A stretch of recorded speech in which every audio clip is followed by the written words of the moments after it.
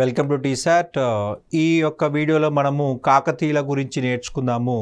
గత వీడియోలో ఆల్రెడీ మనము కాకతీయుల గురించి ప్రారంభించుకున్నాము. దాని నెక్స్ట్ కంటిన్యూషన్ ఇక్కడ మాట్లాడుకుందాము. రైట్, రెండవ ప్రతాపరుద్రుడు క్రీస్తు శకం 1289 నుండి 1323 వరకు పరిపాలన చేయడం జరిగింది. రైట్, ఇక్కడ మనకి రెండవ ప్రతాపరుద్రుడు వచ్చేసి రుద్రమదేవికి మనుమడవుతాడు. రైట్, రుద్రమదేవుడికి పుత్ర సంతానము లేని కారణంగా రైట్ ముమ్మిడమ్మ అలాగే కాకతీ మహాదేవుడి యొక్క కుమారుడు ప్రతాపరుద్రుడు రైట్ రాజు కావడం జరిగింది. రైట్, కాకతీయులలో చిట్ట చివరి పాలకుడు ఇతను. రైట్, కుమార రుద్రుడు వీరభద్రుడు అనే పేర్లతో మనకి ఇతను రాజు కావడం జరిగింది. ప్రతాపరుద్రుడు నిప్రాంతకంపై దండయాత్ర చేసి కాయస్థ అంబదేవుణ్ణి ఓడించి దక్షిణ ప్రాంతాన్ని ఆక్రమించడం జరిగింది. మనకు కాయస్థ అంబదేవుడు రుద్రమదేవికి వ్యతిరేకంగా తిరుగుబాటు చేసి దక్షిణ కాకతీయ రాజ్యాన్ని ఆక్యుపై చేసుకున్నాడు.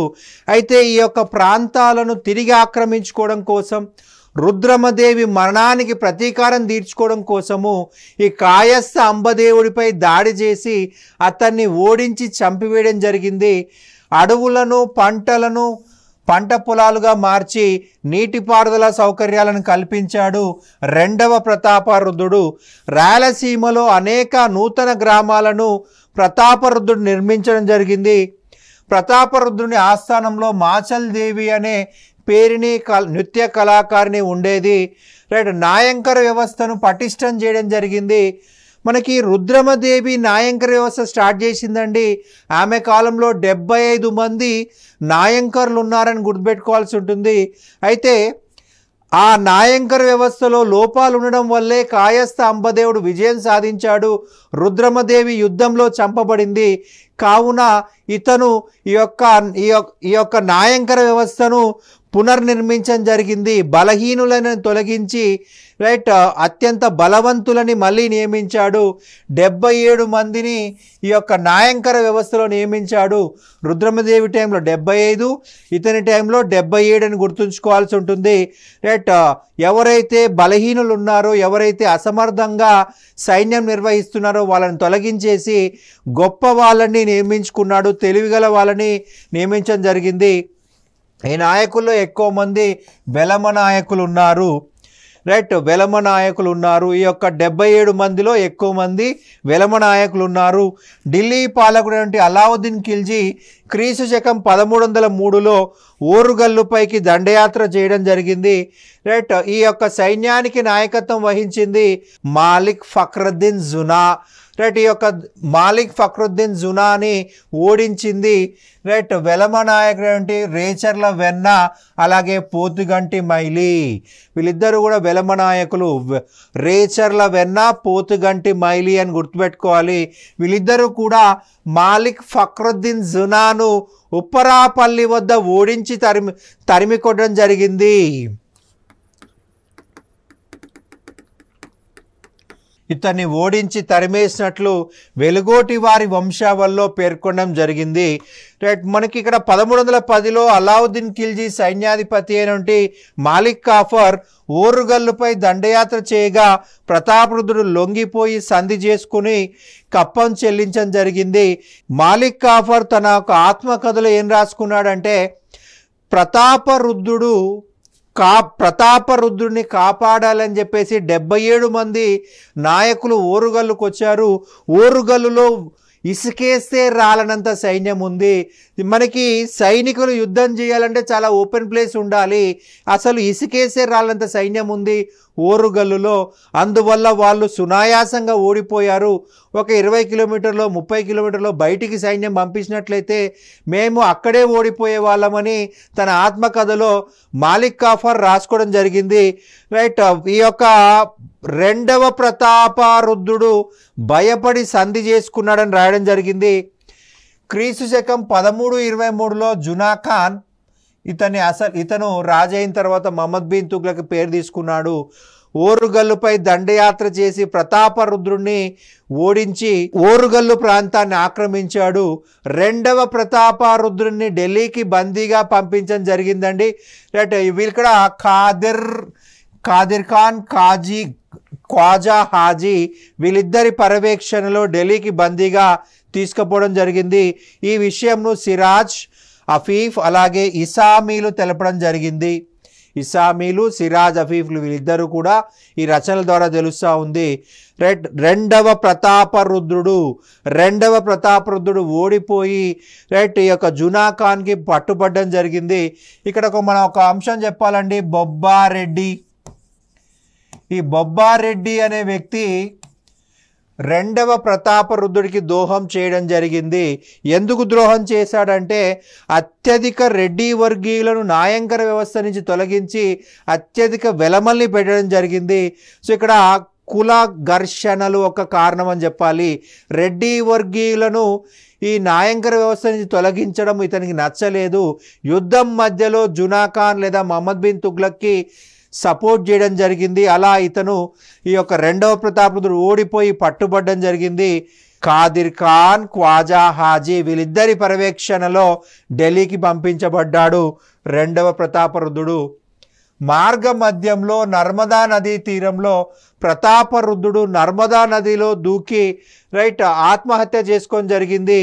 దాన్నే మనం సోమోద్భవ అంటున్నాము. సోమోద్భవ విలసా శాసనము, రెడ్డి రాణి అని తల్లి కలుచెరు శాసనము, ప్రోలయ నాయకుడు జారీ చేసే శాసనం వచ్చేసి విలసా తామ్ర శాసనం, అలాగే కలువ చెరు శాసనం ఇది జారీ చేసింది రెడ్డి రాణి అని తల్లి. ఇది తామ్ర శాసనం. ఈ రెండు శాసనాల ద్వారా మనకి ఈ యొక్క సమాచారము తెలుస్తూ ఉంది.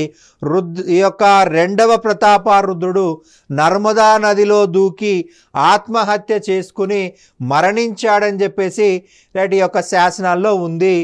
కాకతీయ సామ్రాజ్యం పతనమై ఢిల్లీలో విలీనం అయిపోయింది. మహమ్మద్ బిన్ తుగ్లక్ ఓరుగల్లుకు సుల్తాన్పూర్ అని చెప్పేసి పేరు పెట్టడం జరిగింది. మనకు ఇక నెక్స్ట్ అడ్మినిస్ట్రేషన్ పరిపాలన గురించి చూసినట్లయితే పరిపాలన సంబంధించిన గ్రంథాలు ఏంటి అని గతంలో ఎగ్జామ్లు అడిగారండి.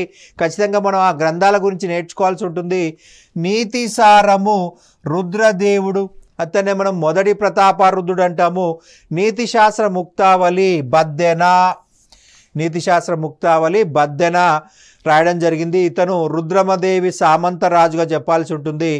పురుషార్థాసారము శివదేవయ్య వచ్చేసి గణపతి దేవుడి కాలంలో, రుద్రమదేవి కాలంలో ప్రధానమంత్రిగా పనిచేసిన వ్యక్తి. సకల నీతి సమ్మతం మడికి సింగన. ఈ 4 గ్రంథాలు మనం ఎగ్జామ్ పాయింట్లో గుర్తుపెట్టుకోవాలండి. మనకి ఈ యొక్క కాకతీయ పరిపాలన గురించి వివరిస్తున్న గ్రంథాలుగా మనం గుర్తుంచుకోవాలి. నీతిసారము రుద్రదేవుడు రాశాడు, నీతిశాస్త్ర ముక్తావళి బద్దెన, పురుషార్థాసారము శివదేవయ్య, సకల నీతి సమ్మతము మడికి సింగన. కాకతీయులు సాంప్రదాయమైనటువంటి రాజరికాన్ని అనుసరించడం జరిగింది. మనకి రాజరికం అనేది పితృస్వామ్యము, తండ్రి నుంచి కొడుకు వస్తుంది. కానీ ఇక్కడ తేడా చూసినట్లయితే పుత్ర సంతానం లేని కారణంగా సోదరులు కూడా రాజులయ్యారు. దుర్గరాజుకు పుత్ర సంతానం లేదు, రెండవ ప్రోలరాజు రాజయ్యాడు. రుద్రదేవ మహారాజుకి పుత్ర సంతానం లేదు, మహాదేవుడు రాజయ్యాడు. గణపతి దేవుడికి పుత్ర సంతానం లేదు, కుమార్తె రాజైంది. సో కాకతీయుల కాలంలో కుమార్తె కూడా రాజ్యాధికారం వచ్చింది. అలాగే దత్తత ద్వారా కూడా రాజ్యాధికారం వచ్చింది. రుద్రమదేవికి కూతురులే ఉన్నారు, కుమారులు లేరు. సో దత్తత ద్వారా కూడా రాజ్యం అనేది ఇవ్వడం జరిగింది. మనకి రెండవ ప్రతాపరుద్రుడు దత్తత ద్వారా రాజు కావడం జరిగింది. యువరాజుతో కలిసి రాజు చివరి రోజుల్లో పరిపాలన కూడా చేశారు. ప్రభుత్వ యంత్రాంగానికి రాజు సర్వాధికారి, రాజే అధ్యక్షుడు. రాజు మంత్రిమండలి సలహా మేరకు పరిపాలన చేసేవాడు. ఇక మనకి మంత్రిమండలి చూసినట్లయితే మహాప్రధాని, ప్రధాని, అమాత్య, మంత్రి, పెగ్గడ, యువరాజా. మహాప్రధాని, ప్రధాని, అమాత్య, మంత్రి, పెగ్గడ, యువరాజా. మనకి రాజు పక్కనే ఒక సింహాసనం వేస్తారు, అది యువరాజు సింహాసనము. ఏదైనా నిర్ణయాలు తీసుకునేటప్పుడు యువరాజుని అతని నిర్ణయం అడుగుతారు. ఎందుకలాగా అంటే భవిష్యత్తులో రాజయ్యేది అతనే. సో అతనికి ముందుగా శిక్షణలో భాగంగా రాజు పక్కనే చేరేస్తారు. రైట్, రాజుతో పాటు అతను సలహాలు ఇవ్వాల్సి ఉంటుంది. మంత్రిమండలి నిర్ణయాలని రైట్ యువరాజుని కూడా సలహా తీసుకుంటారు. ఎందుకంటే భవిష్యత్తులో రాజయ్యేది అతను కాబట్టి అతని యొక్క నిర్ణయాలు ప్రజల ఆమోదమోగ్యం ఉండే విధంగా ఉండాలి, ప్రజలని వేధించే విధంగా ఉండకూడదు. రైట్, డైరెక్ట్గా రాజు అయితే పిచ్చోడి చేతిలో రాయి ప్రభుత్వం అవుతుంది. సో ముందుగా శిక్షణ కంపల్సరీ అంటున్నారు. శిక్షణ ఉంటే వాళ్ళు చక్కటి పరిపాలన అందిస్తారు, చక్కటి పరిపాలన అందించబడుతుంది. రైట్ అని ఆ ఉద్దేశంతో యువరాజుకి అత్యంత ప్రాధాన్యత ఇచ్చారు. అష్టాదశ తీర్థులని సకల నీతి సమ్మతం పేర్కొంటుంది. తీర్థులు అంటే ప్రభుత్వ ఉద్యోగస్తులు. అష్టాదశ 18 మంది ప్రభుత్వ ఉద్యోగస్తుల గురించి సకల నీతి సమ్మతంలో చెప్పడం జరిగింది. రాజోద్యోగులను నియోగాలుగా విభజించారు. మొత్తం 72 నియోగాలు ఉన్నాయి. నియోగాలు అంటే శాఖలు. రైట్, కేంద్ర ప్రభుత్వంలో 72 శాఖలుగా డివైడ్ చేశారనమాట. ఈ నియోగాలకు 72 నియోగాధిపతి పర్యవేక్షించేవాడు. ప్రతి నియోగాధిపతి ఉంటాడు. మళ్ళీ 72 నియోగాలు కలిపి 72 నియోగపతి ఉంటాడు. అంతఃపుర రక్షకుడు అనే ఉద్యోగిని నగర శ్రీ కావలి అని వ్యవహరించేవారు. నగర శ్రీ కావలి. కాకతీయ రాజులు మహామండలేశ్వర బిరుదుని ధరించారు. కాకతీయ రాజులు ఎక్కువగా మహామండలేశ్వర అనే బిరుదునే ఉపయోగించారు, కానీ ఎక్కడా కూడా చక్రవర్తి అనే పదం కనిపించదు. రైట్, కాకతీయులు ఆంధ్రదేశాధీశ్వర, మహామండలేశ్వర అనే పదాలు మాత్రమే ఉపయోగించారు, చక్రవర్తి అనే పదం వాడలేదు. కాకతీయ రాజ్యాన్ని పరిపాలనా సౌలభ్యం కొరకు నాడు, స్థలం, గ్రామాలుగా విభజించారు. స్థలంలో 20 గ్రామాలు ఉండేవి. స్థలాలను సేనాధిపతులైనటువంటి నాయంకర్లకు ఇవ్వడం జరిగింది. స్థలాల్లో పరిపాలన కోసం స్థలకరణాలు. గ్రామ పరిపాలనకు మహాజనులు అనేటువంటి పేరు ఒక సభ ఉండేది. ఈ సభ నిర్ణయాలు అమలు పరుస్తూ 12 మంది అయ్యగారులు ఉండేవారు. మనకి తలారి, కరుణం, రెడ్డి, పురోహిత, కమ్మరి, కంసాలి, వడ్రంగి, కుమ్మరి, చాకలి, మంగలి, చర్మకార, వెట్టి, ఈ 12 మందిని మనం ఆయగారులు అంటాము. మొదటి 3 ప్రభుత్వ ఉద్యోగస్తులు, మిగిలిన 9 మంది గ్రామ సేవకులు. కరుణం గ్రామంలోని భూముల వివరాలను సేకరించేవాడు. రెడ్డి భూమి శిస్తు వసూలు చేసి ప్రభుత్వానికి అందజేసేవాడు. తలారి గ్రామ సంరక్షక భటుడు, శాంతి భద్రతలు కాపాడుతారు. అంటే ఈ ముగ్గురు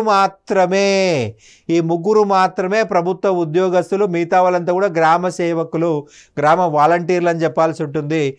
ఆయగారులకు పన్నులు లేని భూములే కాక పంటలో కూడా భాగం ఉండేది.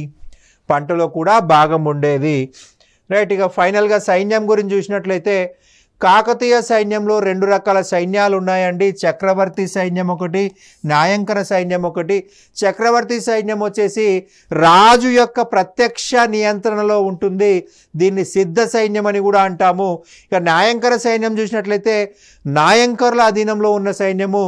రుద్రమదేవి నాయంకర విధానాన్ని ప్రవేశపెట్టింది. దీనిని మనము ఢిల్లీ సుల్తాన్లోని జాగీర్దారీ వ్యవస్థతోటి, మొఘల్స్లోని మన్సబ్దారీ వ్యవస్థతోటి, అలాగే విజయనగర సామ్రాజ్యంలోని అమరనాయక వ్యవస్థతో కంపేర్ చేయవచ్చు అని చెప్పొచ్చు.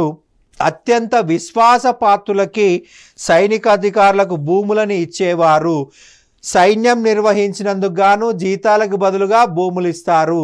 సైన్యం కాబట్టి ఎక్కువ డబ్బు కావాల్సి వస్తుంది వాళ్ళందరి మెయింటెనెన్స్కి. అది గుర్రాలు కావచ్చు, వ్యక్తులు కావచ్చు, రైట్ ఏనుగులు కావచ్చు, ఇవన్నీ కూడా మెయింటైన్ చేయాల్సి చాలా ఎక్కువ డబ్బు ఖర్చు అవుతుంది కాబట్టి భూమి రూపంలో జీతాలు ఇచ్చేవారు. నాయంకర్ల సైన్యాలు పోషించి యుద్ధ సమయంలో చక్రవర్తికి సైన్యాన్ని సరఫరా చేసేవారు. చక్రవర్తి సైన్యము నాయంకర సైన్యం కంటే ఎక్కువగా ఉండాలి అని బద్దెన నీతిశాస్త్ర ముక్తావళిలో పేర్కొన్నాడు. ఎందుకలా పేర్కొన్నాడంటే ప్రధానంగా చూసినట్లయితే కాయస్థ అంబదేవుడు రుద్రమదేవికి వ్యతిరేకంగా తిరుగుబాటు చేశాడు. అతను ఒక నాయంకరుడు. అతని దగ్గర చాలా ఎక్కువ సైన్యం ఉంది, రుద్రమదేవి దగ్గర తక్కువ సైన్యం ఉంది. అందుకే ఆమె ఓడిపోయింది. అందుకే నాయంకర్ల కంటే కూడా సొంత సైన్యం ఎక్కువగా ఉండాలి, అప్పుడే రాజు తిరుగుబాట్లు వస్తే ఈజీగా అణిచివేయగలడని చెప్పేసి రాయడం జరిగింది. ప్రతాపరుద్రుడు తన రాజ్యంలో 1/4 వంతు భూమిని నాయంకర్ల అధీనంలో ఉంచడం జరిగింది. 4వ వంతు భూమిని రైట్ మనకి టోటల్ రాజ్యాన్ని 4 భాగాలు డివైడ్ చేస్తే 1/4 వంతు ఈ యొక్క సైనికులు, దాన్ని మనం 4వ వంతు అని కూడా పిలవచ్చు. సైన్యానికి చక్రవర్తి సర్వ సైన్యాధ్యక్షుడు. సైన్యంలో కాల్బలం, అశ్విక బలం, గజదళం ఉండేవి. కాల్బలం రైట్ కాలినడకన పోయే సైన్యాన్ని కాల్బలం అంటాం. అశ్విక బలం గుర్రాలు, గజదళము ఏనుగులు, గజసాహినులు, అశ్వసాహినులు సైన్యంలో ఉండేవారు. రైట్ కాకతీయుల కాలంలో గిరి, స్థల, జల, వన దుర్గాలు ఉండేవి. ఇక లెంకలు అనగా రాజు యొక్క అంగరక్షకులు. రాజుని కాపాడమే వాళ్ళ ప్రథమ బాధ్యత. లెంకలు రాజుతో పాటు ఎక్కడికైనా వెళ్ళాల్సిందే. ఒకవేళ రాజుని కాపాడడంలో విఫలమైతే వాళ్ళు రాజుతో పాటు మరణించాల్సిందే. రాజుతో పాటు చితిమంటలో దూకి చనిపోవాలి. సో రాజుని కాపాడడం కోసం వాళ్ళ ప్రాణాలైనా అడ్డుపెట్టి రైట్ రాజుని కాపాడాల్సి ఉంటుంది. లెంకలను పాలకులు తమ పుత్రులతో సమానంగా చూడడం జరిగింది. లెంకల ధర్మాలను లెంకావలిలో రాయబడి ఉంది. లెంకల యొక్క ధర్మాలను లెంకావలి. ఇక నెక్స్ట్ న్యాయ పరిపాలన. గ్రామాలలో వివాదాలను తలారి మహజనుల విచారణ జరిపి న్యాయ నిర్ణయం చేసేవారు. రాజాస్థానమే ఉన్నత న్యాయస్థానము. చక్రవర్తి ఉన్నత న్యాయాధీశుడు. న్యాయస్థానాల్లో పాడ్వీవాక్కులనే న్యాయాధికారులు ఉండేవారు. రైట్ న్యాయస్థానంలో ఉన్నటువంటి అధికారులు ఎవరంటే పాడ్వీవాక్కులు. పాడ్వీవాక్కులను గుర్తుపెట్టుకోవాలి. కాకతీయుల కాలంలో ప్రముఖ న్యాయాధికారులు అంటే పాడ్వీవాక్కులు. గ్రామాలలో తగాదాలు పరిష్కరించడానికి రాజాజ్ఞపై ప్రత్యేకమైన ఉద్యోగులను నియమించేవారని దుగ్గిరాల శాసనం వల్ల తెలుస్తుంది. ఈ ఉద్యోగస్తులు స్థానిక మహాజనుల సహాయంతో నేర విచారణ చేపట్టేవారు. ప్రత్యేక వివాదాలను పరిష్కరించడానికి ధర్మాసనాలను ఏర్పాటు చేసే పద్ధతి కూడా ఉందని క్రీడాభిరామంలో చెప్పబడింది. ఒక ప్రత్యేకమైన కేసు వచ్చింది. ఆ కేసు విచారణ త్వరగా పూర్తి చేయాలంటే ఒక బెంచ్ అనేది ఏర్పాటు చేయబడుతుంది. ఆ బెంచ్ని ఏమంటున్నాము ధర్మాసనము. అంటే ఏ గ్రంథం ప్రకారం అండి? క్రీడాభిరామం ప్రకారము. ధర్మాసనాలు యాజ్ఞవల్క స్మృతి మొదలైన ప్రాచీన స్మృతి గ్రంథాల సూత్రాల ఆధారంగా పనిచేసేవి.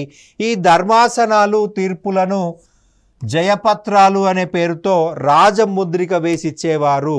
ధర్మాసనాలు ఇచ్చే తీర్పులు, ఆ తీర్పుల పైన రైట్ రాజముద్రికనేస్తారు. రాజు ఇచ్చాడు అన్నట్టుగా, రాజు తరపున ఇచ్చినట్టుగా. సో ఆ పేపర్స్ ఏమంటాము? జయపత్రాలు అంటాము. జయపత్రాలు. ఆ జయపత్రాల పైన రాజు యొక్క ముద్ర ఉంటుంది. ప్రజెంట్ మనకి గవర్నమెంట్ ఆఫీసులలో వాళ్ళ గవర్నమెంట్ సీల్ వేస్తారు.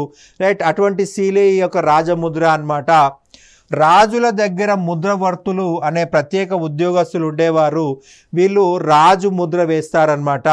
మనకు అటెండర్లు ఉండేసి సీల్స్ వేస్తారు కదా, అలా ఇక్కడ ముద్రవర్తులు. ఇట్లాంటి ధర్మాసనాలను, న్యాయ సభలను ముద్రిత సభలు అని స్మృతి గ్రంథాల్లో పేర్కొన్నాయి. ఎందుకంటే వాటిని రాజముద్రను ముద్రిస్తున్నాయి కాబట్టి ముద్రిత సభలు అనేటువంటి పదాన్ని ఈ యొక్క స్మృతుల్లో ఉపయోగించారు. ఇందులూరి రుద్రయ్య ముద్రకర్తగా ప్రతాపరుద్రుని ఆస్థానంలో ఉండేవాడు. ప్రతాపరుద్రుడి ఆస్థానంలో ఎవరున్నారా అంటే ఇందులూరి రుద్రయ్య. ఇతను ముద్రకర్తగా ఉన్నాడు. శిక్షలు చాలా కఠినంగా ఉండేవి. రైట్ చేతులు కట్ చేయడం, కాళ్ళు కట్ చేయడం, కన్నులు కట్ చేయడం, ముక్కులు కోసేయడం, చెవులు కోసేయడం. రైట్ వాళ్ళు చేసిన పనికి తగ్గ పనిష్మెంట్ ఉండేది. రైట్ ఎవరైనా దొంగతనం చేయడం, రైట్ ఇటువంటి వాటికి తీవ్రమైన పనిష్మెంట్లు ఉండేవి. రైట్ చేతులు కట్ చేయడం, కాళ్ళు కట్ చేయడము, రైట్ చెవులు కట్ చేయడము, ముక్కులు కోసేయడం, ఇవన్నీ కూడా తీవ్రమైన పనిష్మెంట్స్ అన్నమాట. శిక్షలను అమలు చేయుటకు గ్రామాలలో వీరభటులు ఉన్నట్లు తెలుస్తుంది. గ్రామాల్లో శిక్షలను అమలు చేసేది ఎవరయ్యా అంటే వీరభటులు. నెక్స్ట్ ఆర్థిక పరిస్థితులు. భూమి శిస్తు రాజాదాయంలో ప్రధానమైనది.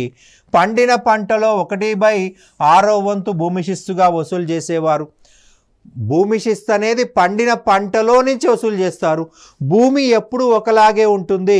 రైట్, 2000 సంవత్సరంలో 1 ఎకరం ఉంటే 2020లో కూడా 1 ఎకరమే ఉంటుంది, 2100లో కూడా మనకు 1 ఎకరమే ఉంటుంది.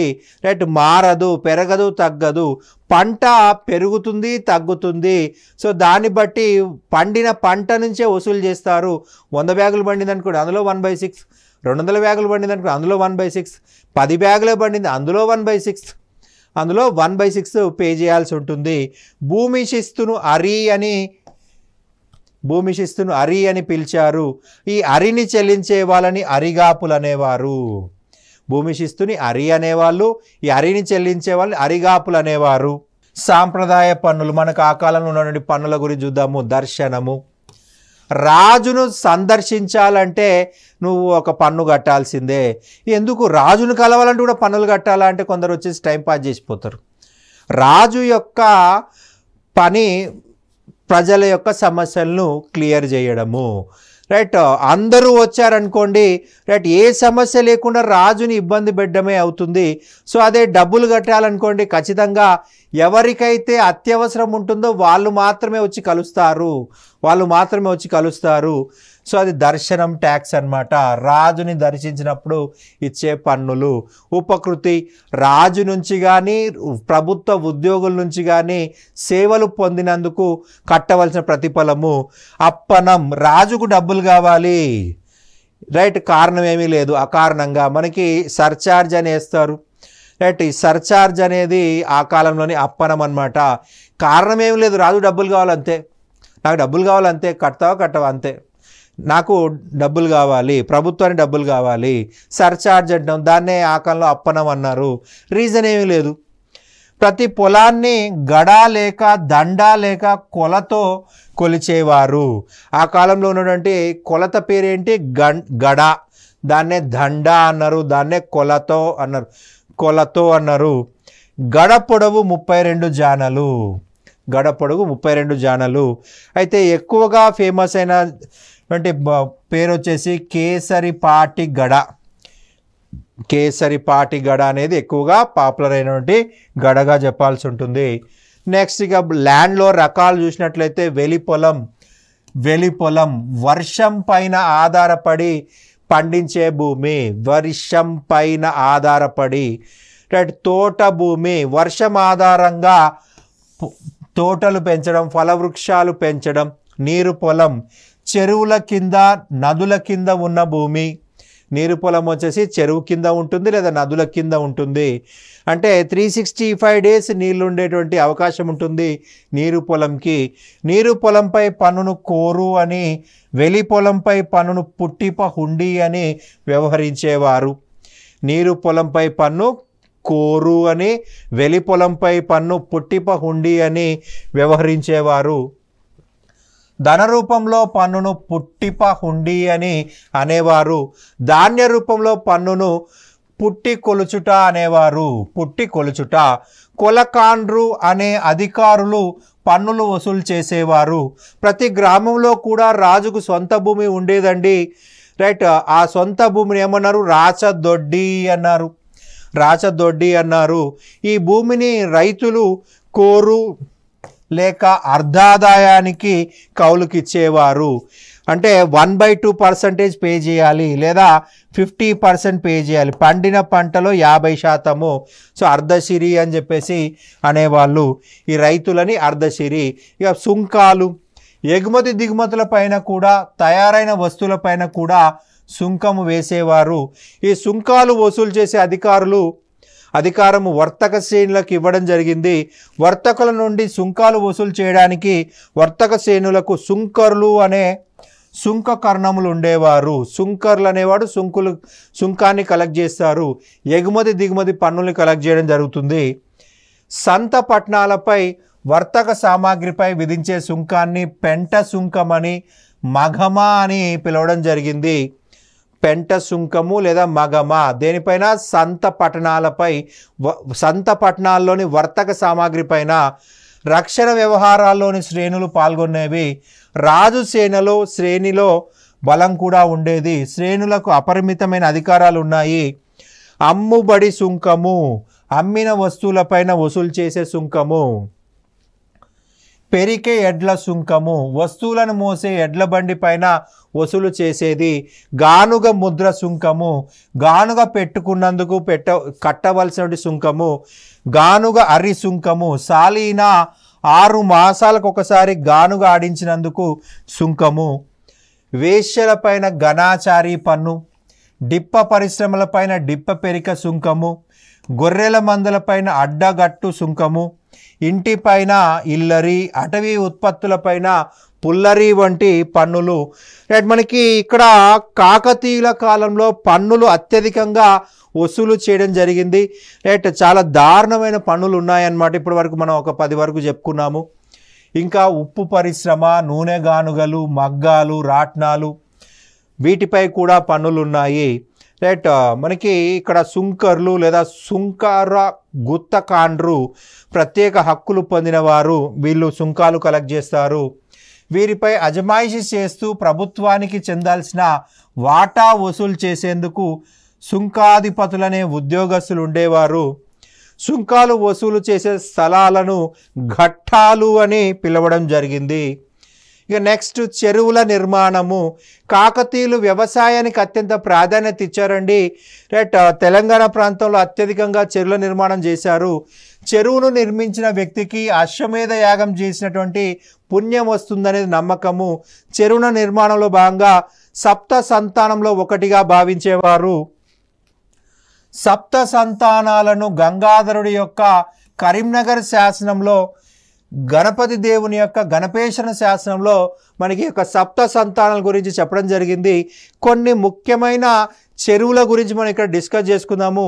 కేసరి సముద్రం, జగత్ కేసరి సముద్రం మొదటి ప్రోలరాజు నిర్మించాడు. అలాగే శెట్టికేరయ సముద్రము 2వ బేతరాజు నిర్మించాడు. ఉదయచోడుని సముద్రము మనకు పానగల్లులో ఉన్నటువంటి దాన్ని రైట్ రుద్రదేవుడు నిర్మించాడు. రుద్రసాగర తటాక అని కూడా పిలుస్తాము. ప్రస్తుతం దాన్ని ఉదయ సముద్రం అని పిలుస్తున్నాము. ఉదయచోడ మహారాజును ఓడించాడు. ఉదయచోడ మహారాజును ఓడించి ఈ యొక్క చెరువుని కన్స్ట్రక్ట్ చేశాడు. గణప సముద్రము గణపతి దేవుడు. పాకాల చెరువు జగడాల ముమ్ముడి. గణపతి దేవుని దగ్గర పనిచేసే సామంతుడు జగడాల ముమ్మిడి. రామప్ప చెరువు రేచర్ల రుద్రుడు. అలాగే లక్నవరం చెరువు గణపతి దేవ. రైట్, ఇవి మనకు మన ఎగ్జామ్ పాయింట్ ఆఫ్ లో ముఖ్యమైనటువంటి చెరువులుగా గుర్తించాల్సి ఉంటుంది. రైట్, ఇదండి మనకు కాకతీయులకు సంబంధించిన సమాచారము. Thank you.